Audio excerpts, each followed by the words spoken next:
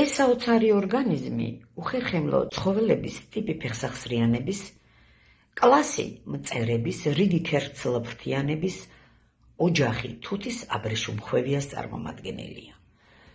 მას ახასიათებს არაპირდაპირი განვითარების სრული მეტამორფოზი, კერძოდ გრენა, მური, ჭუპრი და ინდივიდი. მური იკვებება მხოლოდ თუთის ფოთლით.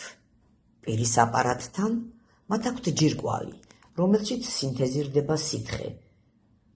ამ ჯირკვალს წინასაცეცებით ისხსნის, იქედან გამოედინება ძაფის მაგვარი სითხე და ჰაერზე შრება.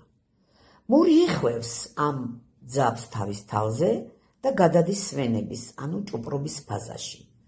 8-10 დღის შემდეგ კი ჭუპრში პეპელა ვითარდება და გამოფრინდება. თეთრი ფუმფულა პეპელა. ჭუპრში დაახლოებით 1000-დან 1500 მეტრამდე ძაფია. ძაფი, რომელიც ქართული აბრეშუმის ბოჭკოთა დედოფლის სახელითაა ცნობილი.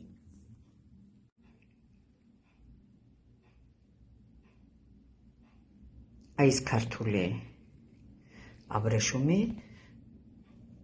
რომელიც ბოჭკოთა დედოფალს მიეკუთვნება და რომლის სინთეზირებაც მოახდინა ამ საოცარმა თუთის აბრეშუმხვევიას მურმა.